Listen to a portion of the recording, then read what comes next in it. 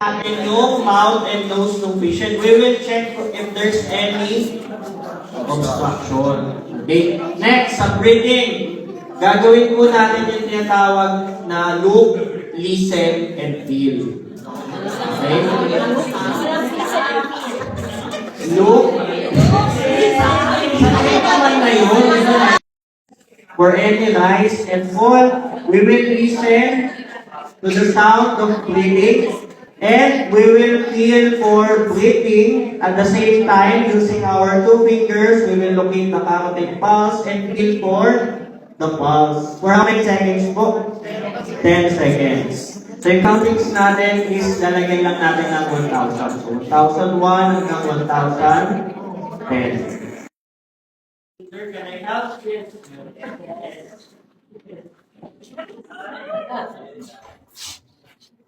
Hey, are you okay? Hey, are you okay? Hey, are you okay? The patient is unresponsive, sir. Can you call an ambulance to get an AED? Mouth and nose are clear. No obstruction seen. 1,001, 1,002, 1,003, 1,004, 1,005, 1,006, 1,007, 1,008, 1,009, 1,010. The victim is breathless and pulseless. Sir, please follow medical assistance as I perform CPR. 1, 2, 3, 4, 5, 6, 7, 8, 9, 10, 11, 12, 13, 14, 15, 16, 17, 18, 19, 20, 1, 2, 3, 4, 5, 6, 7, 8, 9, 1, 2, 3, 4, 5, 6, 7, 8, 9, 10, 11, 12, 13, 14, 15, 16, 17, 18, 19, 20, 1, 2, 3, 4, 5, 6, 7, 8, 9, 2, 1, 2, 3, 4, 5, 6, 7, 8, 9, 10, 11, 12, 14, 15, 16, 17, 18, 19, 20, 1, 2, 3, 4, 5, 6, 7, 8, 9, 3, 1, 2, 4, 5, 6, 7, 8, 9, 10, 11, 12, 13, 14, 15, 16, 17, 18, 19, 4, 5, 6, 7, 8, 9, 4, 4, 5,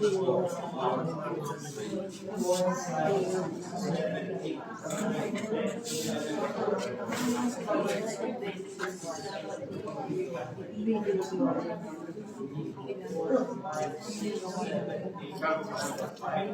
halimbawa po no, naka 2 minutes siya ako CPR. So after 2 minutes of CPR, stop muna ng CPR. So check ulit tayo ng pulse and breathing. 1,001, 1,002, 1,003, 1,004, 1,005, 1,006, 1,007, 1,008, 1,009, 1,010. So ngayon, halimbawa po, after 2 minutes of CPR, na-revive na po natin yung victim, we will do recovery position. So the victim was now positive pulse, positive breathing. The victim is revived, I will do the recovery position. So paano po yung recovery position? May tendency kasi upon revival, pwede mag-vomit yung patient. So pag nakahiga lang siya, pwede malunod siya sa sarili niyang suka. So ang gagawin natin po, yung nearest arm, iaangat natin. Kasi nga, kapag nakahiga siya at pinagilid natin, pwedeng maipit. So, inaangat po natin siya. Yung farthest arm, kunin natin, toss natin sa chest, farthest leg, hawak sa nearest leg, hawak sa hips, hawak sa shoulder, sa gilid natin yung victim. So, habang sumsuka siya, pwede mo rin ilap yung back niya.